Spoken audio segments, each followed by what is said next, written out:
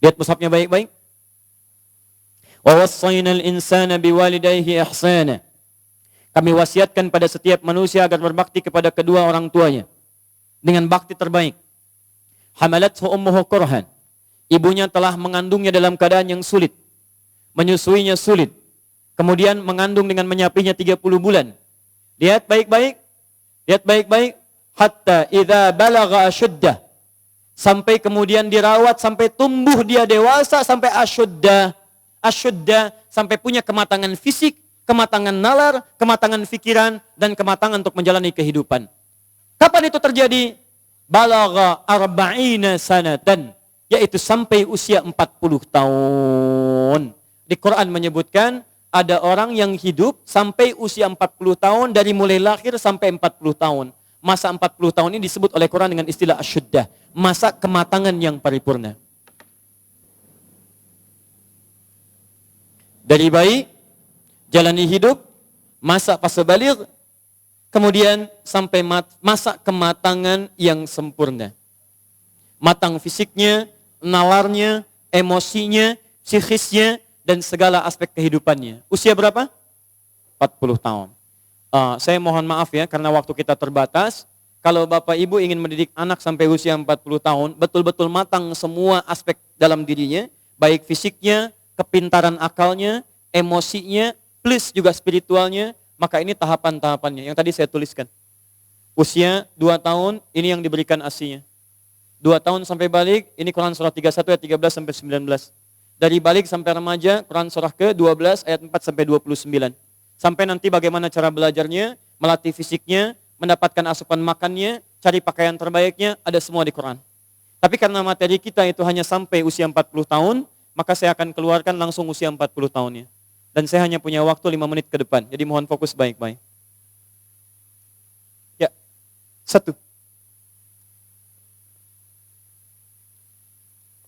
Qala, jika ada seseorang sudah sampai usia 40 tahun, maka dia mesti hati-hati, mesti punya persiapan terbaik, khususnya 5 persiapan ini. 1. Qala rabbi auzi'ni an ashkura ni'mataka allati an'amta 'alayya wa 'ala walidayya. 1. 2.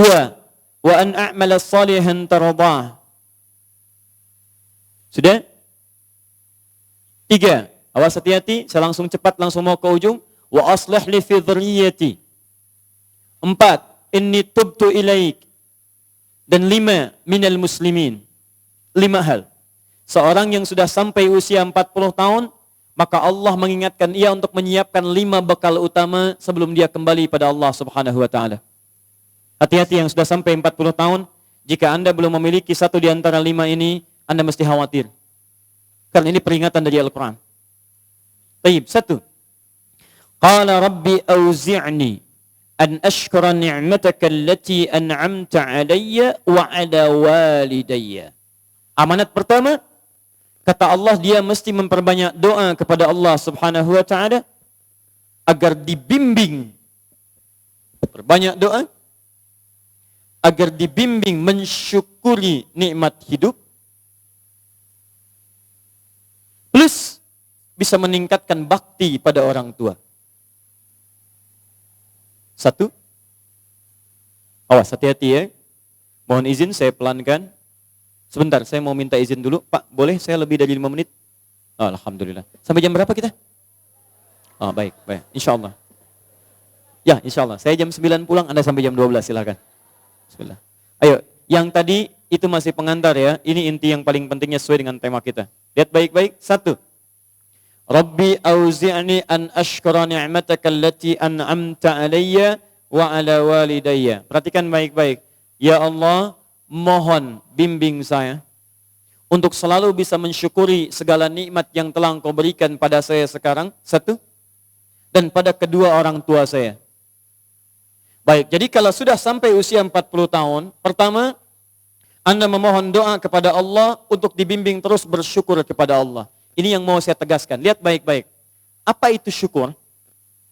Tidak ada makna lain dari syukur yang tertuang dalam Al-Quran dan hadis kecuali ungkapan kebahagiaan, atas nikmat yang Allah berikan kepada kita dengan cara menggunakan nikmat itu sesuai dengan fungsi yang telah Allah tetapkan. Misal, kita akan bersyukur dengan nikmat penglihatan mata. Anda diberikan 40 tahun dalam hidup, mata masih bisa melihat. Bagaimana mensyukuri nikmat mata? Kalau Anda ingin syukuri nikmat mata, maka yang paling singkat, gunakan nikmat mata ini sesuai dengan peruntukan yang telah Allah tetapkan. Fungsi yang telah Allah tetapkan. Apa fungsi mata? Masih ingat? Melihat yang baik-baik. Quran surah ke-24 ayat 30 untuk laki-laki, ayat 31 untuk perempuan. Qul lil mu'minina yaghuddu min absarihim. Katakan pada pria-pria yang merasa punya iman. Dengan iman itu dia yakin dengan akhirat. Wabil akhirati hum yuqinun. Karena yakin dengan akhirat dia sadar akan pulang. Dan dia tahu nikmat matanya akan ditanya oleh Allah subhanahu wa ta'ala. Katakan pada pria-pria yang yakin bahwa matanya akan ditanya oleh Allah. Quran surah ke-17 ayat 36. Inna sam'a wal basara wal fuada kullu ulaika kana anhu mas'ula. Setiap pendengaran Anda, penglihatan Anda, plus apa yang Anda fikirkan, satu saat akan ditanya, dipertanggungjawabkan di hadapan Allah subhanahu wa ta'ala. Karena itu kata Allah, katakan pada orang-orang yang yakin dengan itu semua, ghuddu min absarihim, matanya hanya boleh melihat yang baik-baik saja. Yang tidak baik, palingkan. Ibu juga sama, ayat 31-nya. Wa kullil mu'minati yaghdudna min absarihinna. Katakan pada perempuan yang merasa yakin dengan Allah, yakin akan pulang, yakin akan ditanya, matanya hanya boleh melihat yang baik-baik saja menurut Allah. Yang tidak baik, palingkan. Di ghaddul basar itu bukan gak boleh lihat, Pak. Ghaddul basar itu silahkan lihat. Tapi ketika yang dilihat tidak baik menurut Allah, maka palingkan dari itu semua. Ini tidak tepat, teman-teman sekalian. Anda hanya mengucapkan Alhamdulillah ya, sampai sekarang penglihatan masih baik. Belum cukup. Baik itu dipakai lihat apa? Penglihatannya baik. Tapi masalahnya yang dilihat baik tidak. Itu poinnya. Maaf, ada anak usia 4 tahun, Bu, Pak. Tidak bisa melihat. Dalam tidak bisa melihatnya, dia masih mau menghafal Al-Quran. Namanya Mu'af. Tinggalnya di Asyut. Adanya di Kaira. Negaranya Mesir. Matanya nggak bisa lihat. Tapi dia sampaikan pada bapaknya. Pak, saya ingin menghafal Al-Quran. Saya ingin menghafal Al-Quran. Kata bapaknya, kamu yakin? Saya yakin. Baik, keluarga sederhana. Punya cuman motor yang sangat luar biasa tidak bagusnya. Dimodifikasi dashboardnya, menempuh jarak kisaran 20 km. Datang pada syekhnya. Bapaknya kemudian membonceng. Mu'adznya di belakang. Teman-teman sekalian, setiap berangkat datang pada syekh, dapat hafalan baru, bapaknya tulis ayatnya. Disimpan di dashboardnya. Di jalan lihat ke sini, lihat ke jalan. Lihat ke sini, lihat ke jalan. Mu'adz bacakan ayatnya, bapaknya mendengarnya. Secara singkat, tiba-tiba setelah itu, fasenya berakhir, jadilah anak ini hafal Quran. Yang ngantar belum hafal Quran, yang diantar nggak bisa lihat, hafal Quran. Saking mudahnya Al-Quran, yang nggak bisa lihat, bisa hafal Quran. Tapi bapaknya dapat pahala dari transferan anaknya. Perhatikan baik-baik. Begitu dibacakan Qurannya, bagus makhrajnya, viral kisahnya. Begitu viral di Timur Tengah, datang reporter mewawancara. Pertanyaan pertama, kalau adinda diperkenankan oleh Allah untuk bermohon saat ini, apa yang mau dimohonkan kepada Allah? Reporter ini mengira dia akan meminta doa seperti ibunda Imam Al-Bukhari bermohon kepada Allah supaya Al-Bukhari disembuhkan dari butanya. Bu, Pak, Imam Al-Bukhari itu dulu buta. Butanya permanen. Dilahir, 2 tahun ayahnya meninggal, 4 tahun buta permanen. Nanti ada satu kejadian di situ, yang dengan kejadian itu, ibunya berdoa kepada Allah, anaknya menghafal Quran, sampai di surat Qaf, ya, ayat ke-22. Anaknya murajaah ayat, ibunya memohon kepada Allah sambil menangis, sambil tertidur. Sampai tertidur. Disitulah kemudian terjadi sesuatu yang luar biasa. Seketika Allah sembuhkan Al-Bukhari kecil, matanya bisa melihat kembali. Karena kajian kita bukan di sini, lain waktu nanti saya terangkan. Anda yang punya kitab Fathul Bari, Syarah Sahih Al-Bukhari, beli jilid pertama, kitab Muqaddimah, halaman 634, paling kiri, paragraf yang ketiga, baris 1 sampai dengan 9. Anda temukan kisahnya. Nah, reporter ini mengira, ini Mu'adz akan minta kepada Allah seperti Al-Bukhari kecil memohon kepada Allah, matanya bisa melihat lagi. Ternyata lihat baik-baik.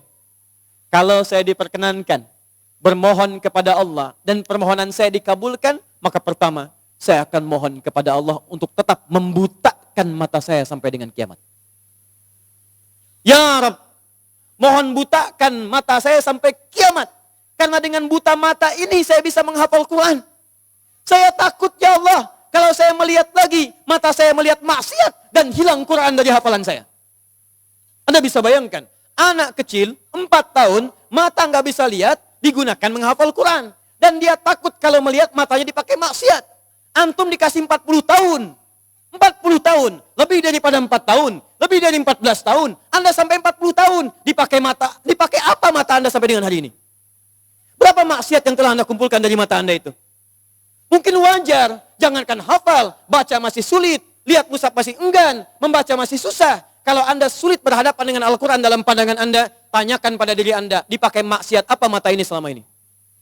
Makanya ulama mengatakan, kalau mata Anda sulit melihat mushaf, jangan dulu dibaca. Bawa mushaf yang paling besar, simpan di ruang tengah Anda, bangun malam-malam jam 2, gak usah dibaca. Lihat mushaf, lalu sampaikan pada diri Anda, ya Allah, dosa apa, maksiat apa mata saya sampai lihat mushaf pun gak bisa. Anda mesti hati-hati. Dan Anda berlomba dengan itu. Demi Allah saya katakan, saya kunjungi beberapa tempat di Indonesia. Dan luar biasa. Anak-anak sekarang 4 tahun, 5 tahun, 6 tahun sudah berlomba menghafal Quran. Saya dapat kunjungan anak dari Bali. Kemarin Bu, dari Bali datang. Anak TK. Usia 4 tahun mau 5 tahun. Datang dari Bali ke Masjid Al-Ihsan di Bekasi. Hanya untuk menyetorkan hafalan surah Abasa. Abasa wa tawalla anja'ahul a'ma. Hanya menyetorkan surah Abasa, datang dari Bali jauh-jauh ke Masjid Al-Ihsan ke Bekasi. Anak 4 tahun. Antum diberikan 40 tahun. Lebih daripada itu. Untuk baca saja masih belum punya waktu. Anda butuh berapa tahun lagi? Anda mesti hati-hati. Dan hebatnya, Anda yakin akan pulang. Anda yakin akan meninggal. Ya, Anda itu, saya bingung saya. Urusan dunia Anda cari-cari. Berangkat gelap, pulang gelap. Tapi Anda yakin akan ditinggalkan. Anda punya uang, Anda beli mobil. Tapi Anda tahu mobil itu akan dipakai. Mobil itu akan ditinggalkan. Anda punya uang bikin rumah bagus-bagus, luas-luas, mewah-mewah. Tapi Anda sadar akan meninggal itu akan ditinggalkan. Meninggal dunia, semua dunia ditinggalkan. Pertanyaan saya, apa yang Anda bawa pulang saat kembali kepada Allah? Mu'adz belum selesai, perhatikan bagian kedua. Dan ini bagian penutup dari kalimat Mu'adz. Wallahi, kalau saya diperkenankan memohon kepada Allah, dan dikabulkan doa saya sekarang, maka saya mohon kepada Allah yang kedua, lihat permohonannya. Saat saya kembali kepada Allah di hari kiamat, saya berhadapan dengan Allah tanpa ditemani siapapun. Tidak ada ayah saya yang biasa mengantar saya untuk hafalan Quran. Tidak ada ibu yang melahirkan saya. Tidak ada kakak dan adik saya. Saya akan berhadapan dengan Allah sendirian. Tangan saya gemetar. Kaki saya gemetar. Dan saya akan katakan di hadapan Allah pada saat itu, Ya Rab, Ya Rab, khaffif Ya Rab hisabi. Ya Allah, mohon ringankan hisab saya saat ini ya Allah. Saya sudah berusaha menghafal Quran. Saya sudah bisa datang ke sini membawa hafalan Quran.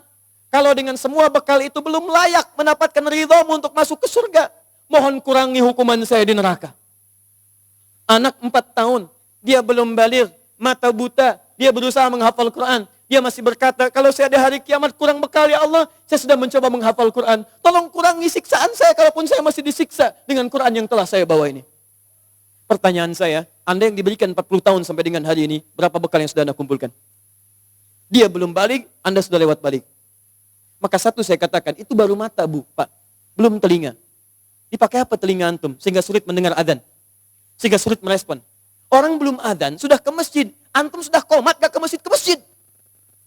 Yang hebatnya luar biasa, ini rumah antum di sini. Ini masjidnya, Masya Allah. Speaker masjid spesial ke rumah antum begini. Jaraknya gak terlampau jauh. Sepeda ada, motor ada, mobil punya, banyak ragamnya. Orang gak punya sepeda, cuman punya kaki bisa ke masjid. Jarak 1 kilo, antum cuma 10 meter. Sepeda ada, motor ada, mobil ada. Belum menyentuh Anda untuk ke masjid. Anda butuh pendengaran seperti apa lagi? Butuh kaki bagaimana lagi? Karena itu bertakwalah kepada Allah Subhanahu wa taala. Kalau Anda mengaku ingin bersyukur, syukur itu bukan mengucapkan alhamdulillah saja, tidak. Alhamdulillah itu butuh pembuktian. Alhamdulillah itu komitmen. Setiap komitmen butuh pembuktian. Cinta itu komitmen. Cinta butuh pembuktian. Buktinya pernikahan. Makanya para akhwat yang belum menikah, jangan mau dikatakan dengan kata-kata angin surga. Sayang, namamu sudah tertulis di hatiku. Katakan, saya tidak mau tulis di hati, tulis di buku nikah. Yes. Tidak cukup dengan yes, buktikan dengan syukur pada Allah Subhanahu wa taala.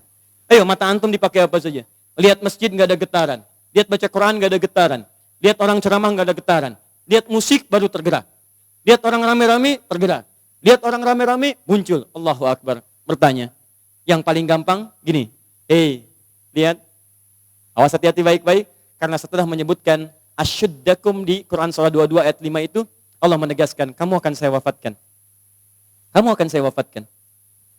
Karena itu bagi orang-orang yang sudah lewat 40 tahun, termasa 40 tahun, masih main-main dengan keadaan nikmat yang Allah tetapkan pada dirinya, tubuhnya dari atas sampai bawah, hartanya, titipan dan sebagainya, demi Allah saya katakan, kalimat Qurannya sederhana, kamu akan saya wafatkan. Mau sampai kapan lagi begitu?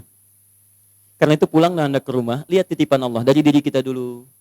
Setelah itu lihat kelengkapannya, barangkali ada harta kelebihan dari situ. Harta itu sudah ada Fir'aun yang lebih kaya, Korun lebih kaya daripada kita. Korun, hartanya banyak. Ketika dia bermewah-mewah, turun ayat. Ya, Quran surah 28 ayat 77 tadi. Ya, lihat baik-baik, lihat baik-baik. Korun, kami titipkan itu supaya kamu bisa mencari surga dengan harta itu. Bukan untuk berlomba-lomba dalam kemewahan. Lihat wabtaghi fima atakallahu daral akhirah wala tansa nasibaka minad dunya. Dunia jangan dilupakan, silahkan. Cari kenikmatan yang enak, makanan yang nyaman, menghadirkan energi untuk ibadah, tapi semua itu cari bekal untuk pulang menghadap Allah Subhanahu wa taala. Itu intinya. Mungkin Anda dititipkan harta lebih, mohon maaf ya, karena tenaga Anda itu belum kuat dipakai ibadah seperti yang lain. Yang lain itu karena saking tidak punyanya menurut Anda, saking tidak adanya menurut Anda, makanya rajin puasa. Jangankan Senin, Kamis dikejar. Jangankan Senin Kamis ayamul bid diburu. Jangankan ayamul bid puasa Daud diikuti. Saking nggak adanya. Antum itu tahajud sudah susah. Senin Kamis nunggunya Ramadan saja. Masya Allah. Makanya dikasih kelebihan oleh Allah. Supaya Anda dengan itu ada zakat lebih. Ada infak lebih. Ada sedekah lebih. Itulah surga yang bisa kita raih. Dicontohkan kemudian ada Uthman bin Affan radhiyallahu ta'ala anhu. Ada Abdurrahman bin Auf radhiyallahu ta'ala anhu. Ada Abu Bakar As-Siddiq. Bagaimana mereka menggunakan hartanya dalam kebaikan. Turun peringatan alhaakumut takatsur hatta zurtumul maqabir. Hei, yang masih lalai dengan harta benda, kamu itu akan mengunjungi kuburan. Hei, yang sering mengunjungi tempat-tempat wisata. Hei, yang sering tamasya. Hei, yang sering pergi ke negara-negara lain. Hei, satu saat kamu akan mengunjungi kuburan. Hei, yang pergi ke Amerika sudah menyiapkan bekal. Hei, yang sudah pergi ke Kanada menyiapkan bekal. Hei, yang sudah jalan-jalan ke tempat-tempat indah menyiapkan bekal. Bekal apa yang kamu siapkan untuk kuburan kamu? Itu yang harus dilihat. Itu poinnya. Jadi kalau anak kecil saja paham, masa antum yang lebih 40 tahun gak paham dengan ini? Syukur. Ayo pulang, lihat kedudukan, pengetahuan. Hei para ustadz, hei yang para pengajar, apa masih mau mencari amplop saat mengajar? Apa masih mau mencari popularitas saat mengajar? Apa hanya memperdulikan jamaah banyak saja saat mengajar? Kamu itu akan wafat dan kamu termasuk golongan yang ditanya oleh Allah Subhanahu wa taala. Mau sampai kapan ribut-ribut? Mau sampai kapan saling mencela? Mau sampai kapan merasa diri paling benar? Mau sampai kapan gila popularitas? Mau sampai kapan mencari amplop? Kamu akan wafat hatta zurtumul maqabir. Dan kamu yang dihisab pertama kali dalam kalangan oleh Allah Subhanahu wa taala. Hei orang-orang yang punya kedudukan, kami akan tukar kedudukan. Kamu sekarang di atas, besok kamu akan berpulang. Quran surah 3 ayat ke-28, 26 sampai 28. 26-nya sampai 27-nya. Qulillahumma malikal mulki, tu'til mulka man tasha wa tanzi'ul mulka mimman tasha. Hei mengaku punya kedudukan, hei yang berlomba-lomba dalam kampanye. Kampanye apa yang mau kamu raih? Saat kamu ada di atas, saya wafatkan apa yang sudah kamu siapkan kembali pada Allah Subhanahu wa taala. Kembali. Syukur. Lihat, ini baru bagian pertama, baru setengah dari nomor 1. Keduanya, ini yang paling hebat. Awas hati-hati betul ya. Allah menyandingkan nikmat syukur dalam diri kita dengan bagian kelengkapan kedua, yang ini. Awas, lihat baik-baik, perhatikan baik-baik ya. Fokus betul. Mudah bagi Allah untuk mengatakan kalimat ini. Misal, di luar Quran. Rabbi auzi'ni an ashkura ni'mataka allati an'amta alayya. Cukup. Tapi kenapa muncul kalimat walidayya? Bagi kedua orang tua. Karena ternyata Masya Allah, Allah memberikan isyarat tajam di ayat ini dan didetilkan di ayat-ayat yang lainnya. Karena ternyata Anda bisa tegak 40 tahun. Bisa sukses dalam kehidupan. Bisa kuat nalar Anda dalam pendidikan, kepintaran dan sebagainya. Ternyata Anda tidak berdiri sendiri. Ada yang memberikan asinya kepada Anda. Ada yang memberikan peluh keringatnya untuk kesuksesan Anda. Ada yang memberikan topangan bahunya, tangannya, kakinya untuk kehebatan Anda. Ada yang menghilangkan waktu malamnya untuk menjaga Anda. Ada yang menghilangkan malunya untuk bisa menjaga kenyamanan Anda. Siapa dia? Orang tua. Antum pernah dengar kisah Nabi Ismail? Ibu kenal Nabi Ismail? Kenal di mana? Siapa ibundanya Nabi Ismail? Sayyidah Hajar. Pertanyaan siapa? Pertanyaan saya, yang mencari air siapa? Hajar. Dari mana? Safa. Kemana? Marwah. Aktivitasnya disebut apa? Apa itu sa'i? Bukan, tidak usah mengarang. Sa'i bukan lari-lari kecil. Bukan. Asal katanya sa'i itu dari kata sa'ayas'a, usaha yang sangat serius. Gak pakai oh. Serius. Sungguh-sungguh.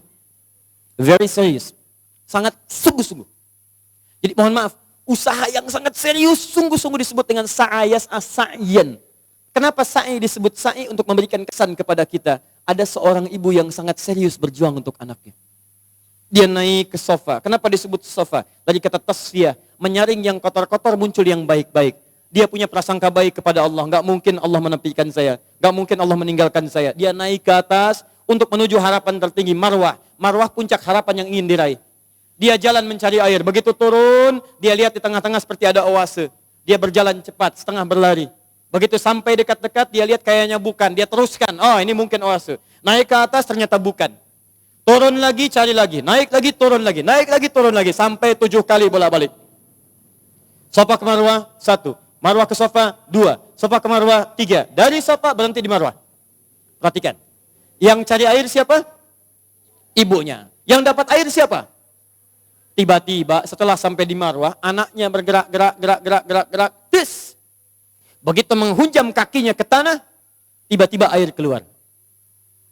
Datang ibunya, kata ibunya, zam. Ada zam, ada ijma. Kalau ijma, kumpul. Kalau zam, artinya zam, kumpul jangan berhenti. Kumpul jangan berhenti. Sampai sekarang disebut zam, sampai sekarang tidak pernah berhenti.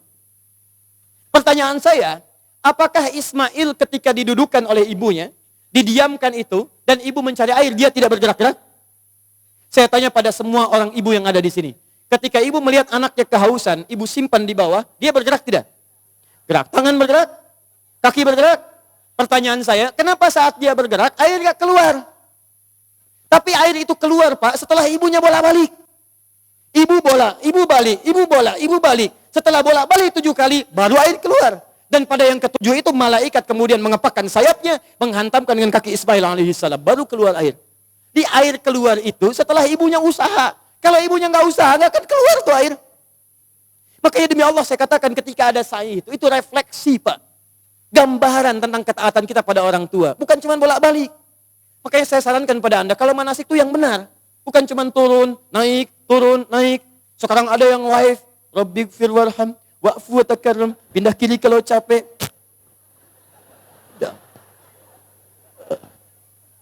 Itu ngapain? Keluar uang banyak-banyak, tenaga juga luar biasa, waktu diluangkan panjang, nyampe sana, gak ada yang berguna. Kenapa tidak kita pelajari isinya? Yang berangkat dengan orang tua gandeng tangannya. Rekatkan dirinya, rasakan. Saat itulah perjuangan orang tua antum bagaimana mendidik sejak kecil. Gandeng minta sama Allah, ya Allah sayang ibu saya. Makanya kalimatnya Rabbighfir warham. Ya Allah ampuni saya ya Allah. Ampuni dosa ibu saya ya Allah. Sayang ibu saya ya Allah. Sayang ayah saya ya Allah. Saya bisa kesini karena dari perawatan ibu saya ya Allah. Yang mengandung saya 9 bulan ya Allah. Yang berjuang dengan kematian dalam kelahirannya ya Allah. Ayah saya ya Rabb. Yang sampai saat ini tidak bisa menampingi saya ya Allah. Dia telah wafat ya Rabb. Tapi dengan keringatnya ya Allah. Dia merawat saya. Dia memastikan saya baik. Dia memastikan saya bahagia. Saya tidak bisa membalas dosa-jasanya ya Allah. Mohon berikan ampunan ya Allah. Mohon berikan kasih sayang dalam kuburnya ya Allah. Ya Allah ya Rabb. Minta. Makanya ketika Anda usia 40 tahun. Allah kembali menyentuh jiwa Anda. Hei yang merasa kaya. Mungkin usia Anda itu sudah lewat 40 tahun. Anda merasa kaya luar biasa. Jangan bangga dulu dengan kekayaan. Karena mungkin kerja keras Anda itu cuma 30% di mata Allah Subhanahu wa taala. 70%-nya tuh ibu Anda yang bangun pertengahan malam, menangis di keheningan malam. Ya Allah, mohon jadikan anak saya berhasil ya Allah. Sukses ya Rabb. Jangan sampai tempat tidurnya seperti tempat tidur saya sekarang ya Allah. Jangan sampai makannya seperti makan saya sekarang ya Allah. Tuh Bapak Anda yang sekarang anak-anak tinggal di kantor yang ber-AC. Mobil yang bagus, yang luar biasa. Bapak Anda yang bawa cangkul, yang pergi kemudian ke sawahnya, yang pergi ke kebunnya, yang dengan terik panasnya, yang dengan segalanya. Dia katakan kepada Allah, ya Rabb, saya ikhlas ya Rabb. Saya berusaha ya Rabb. Tapi tolong jadikan anak saya lebih daripada saya kebaikannya ya Allah. Jangan jadikan kerja kerasnya seperti saya sekarang ya Rabb. Jangan jadikan kepintarannya seperti pintarnya saya sekarang ya Rabb. Lebihkan dari saya ya Allah. Tenangkan hidupnya ya Allah. Saya ridha ya Rabb.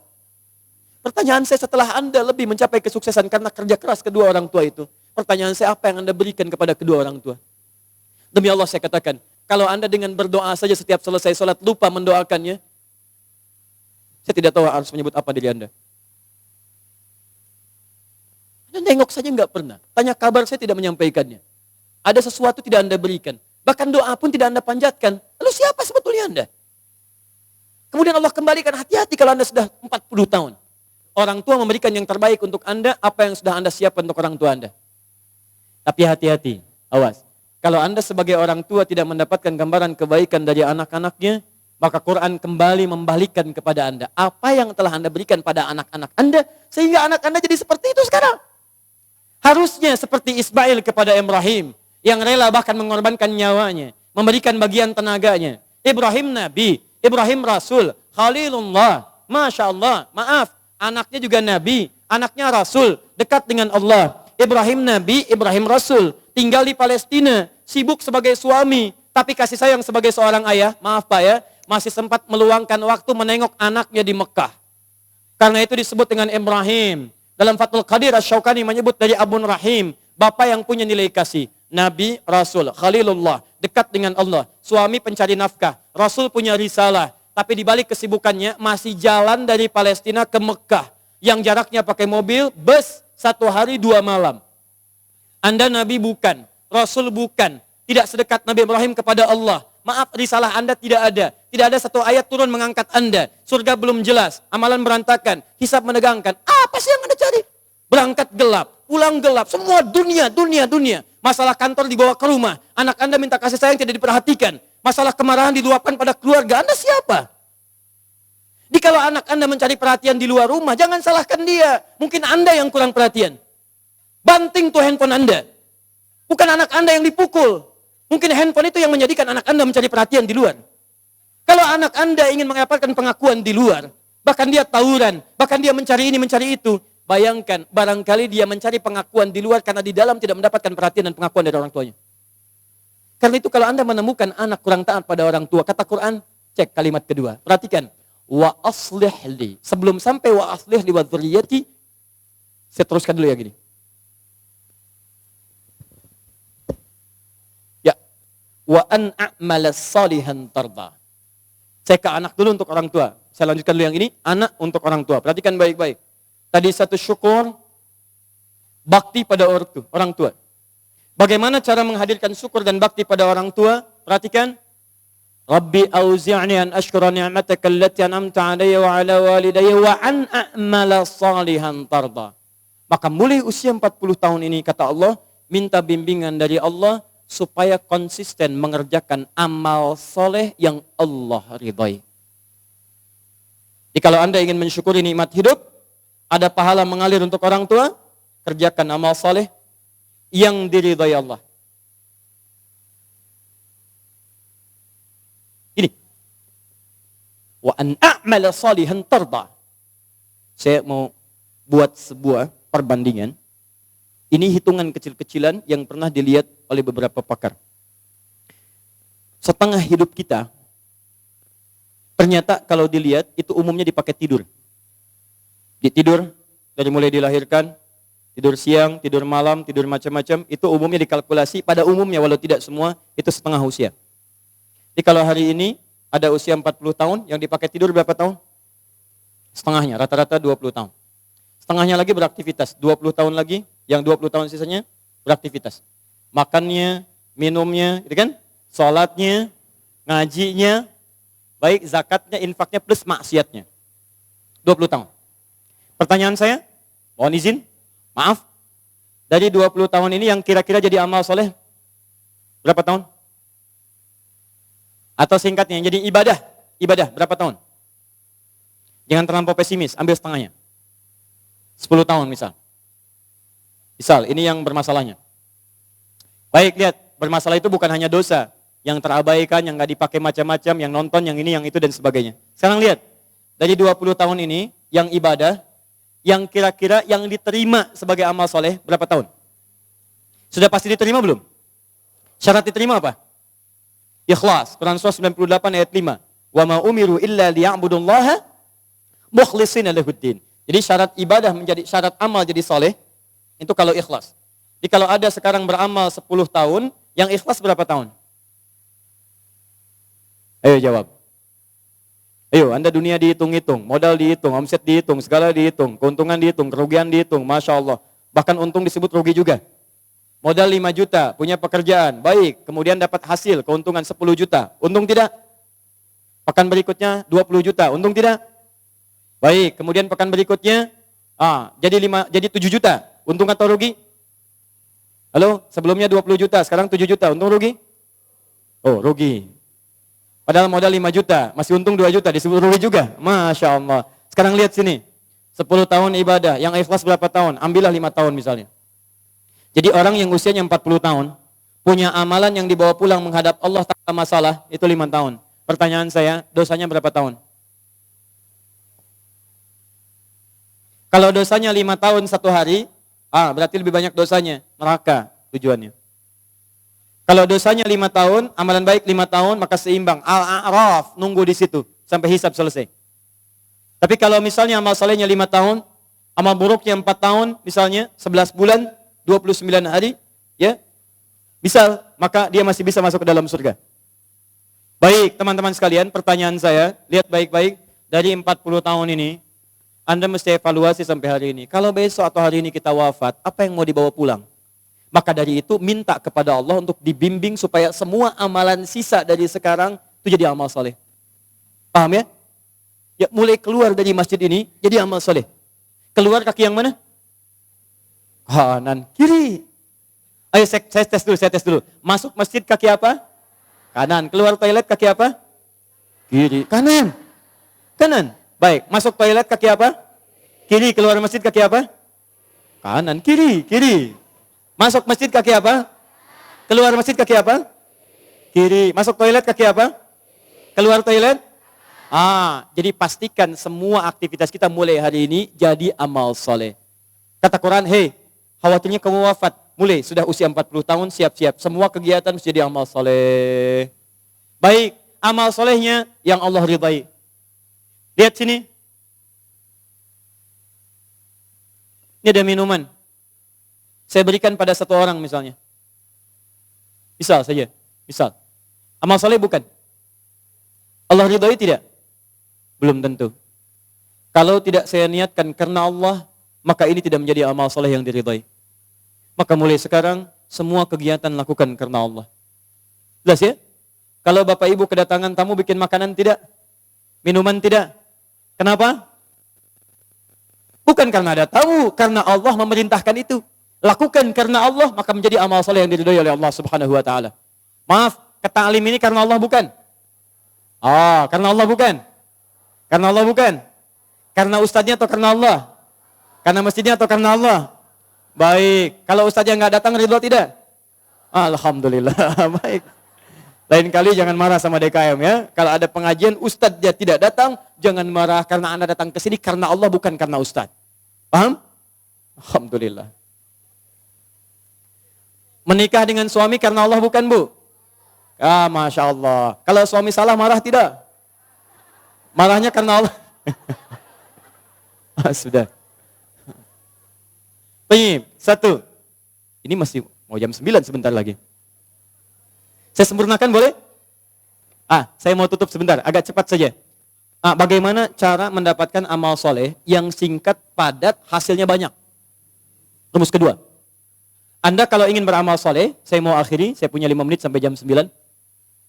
Kalau saya ingin beramal soleh dari sekarang, caranya singkat, padat, tapi hasilnya banyak. Bagaimana caranya? 1, wa aslih li fi dzurniyyati. Ibu mesti memanfaatkan anak-anak keturunan, didik mereka dengan didikan yang menjadikan mereka soleh. Didik anak cucu keturunan kita jadi baik.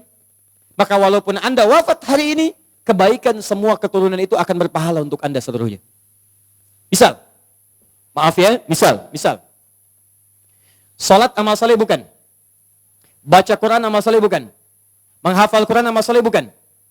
Kalau Anda sampai hari ini merasa misalnya, maaf, sholat belum bisa memaksimalkan sunnahnya, belum konsisten tahajudnya, belum konsisten amal solehnya, jarang ke masjid dengan maksimalnya, maka setidaknya jadikan anak-anak Anda bisa konsisten dengan itu semua.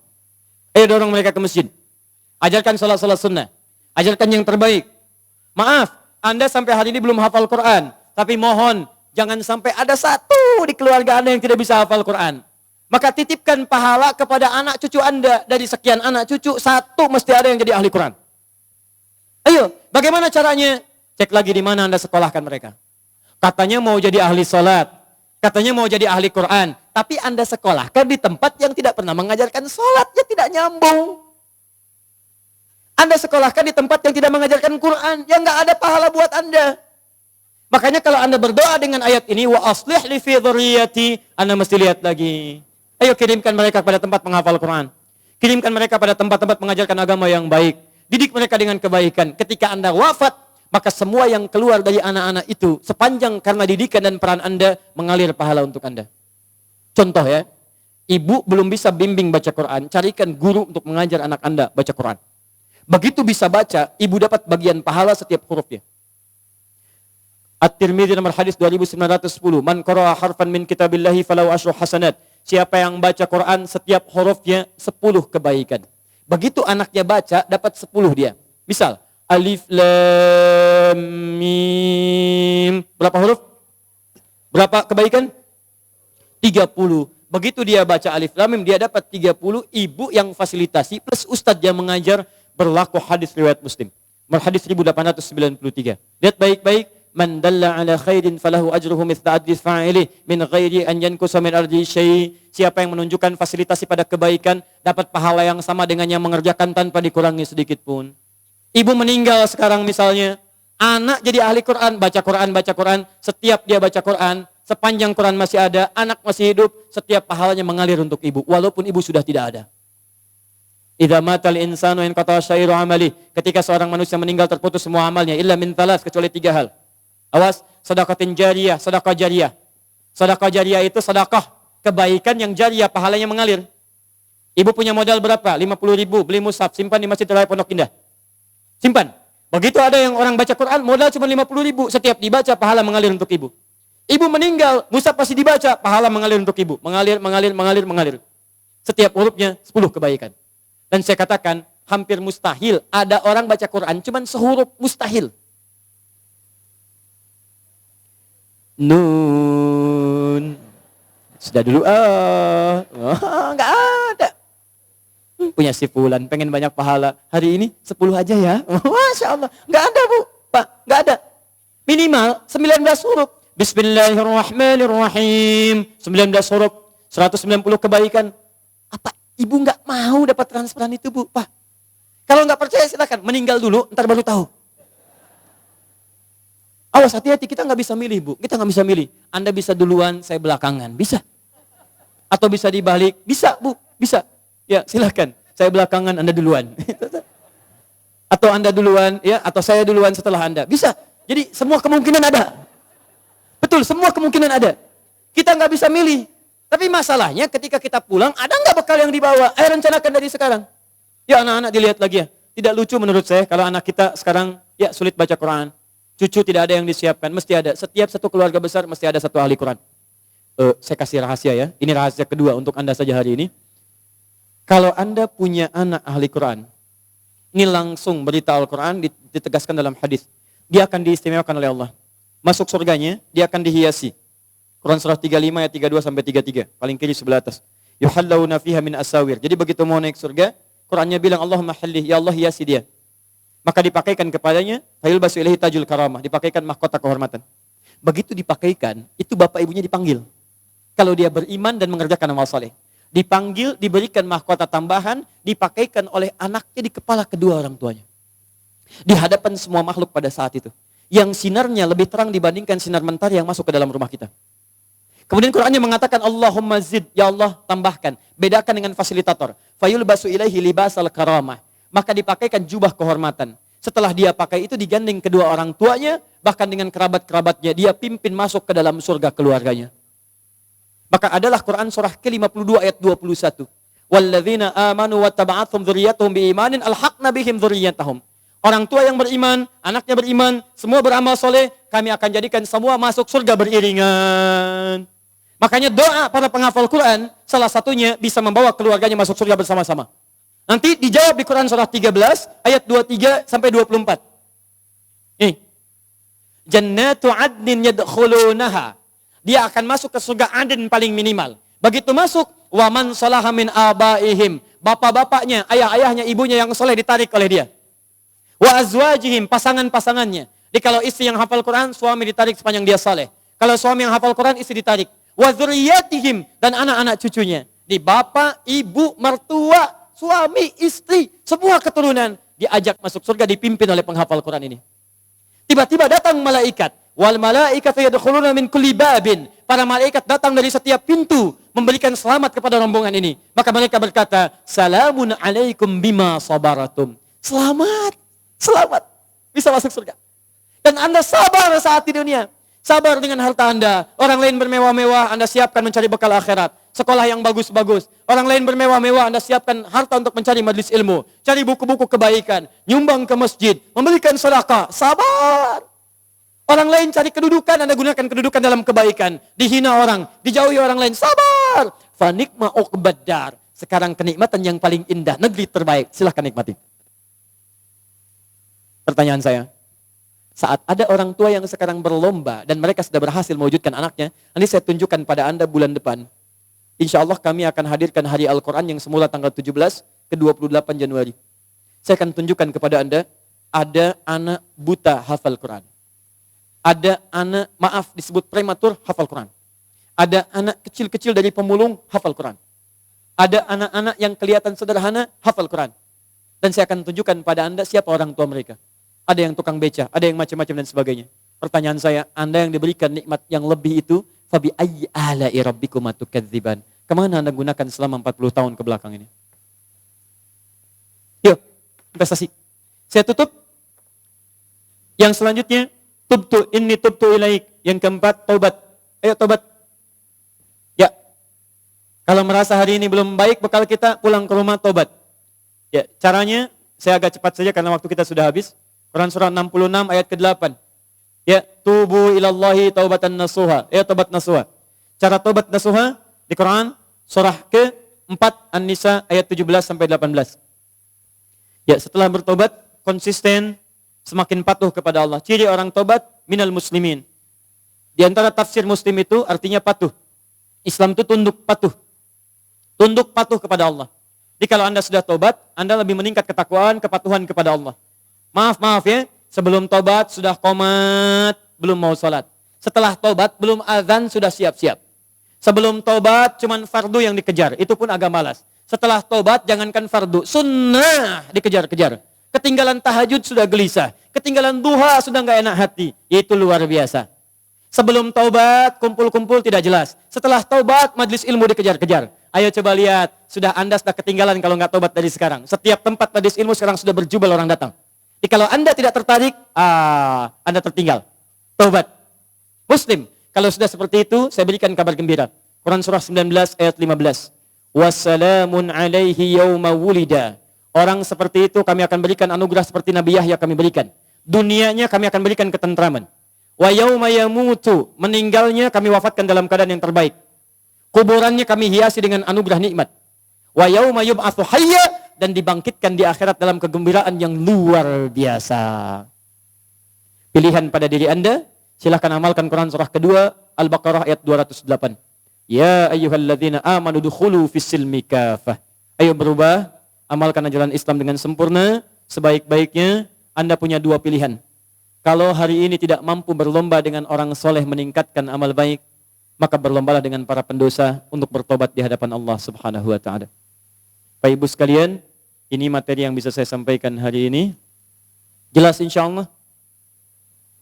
Jelas? Paham? Siap mengamalkannya? Yakin pada Al-Quran? Siap mengamalkan Al-Quran? Takbir dulu, takbir. Siap mengamalkan Al-Quran?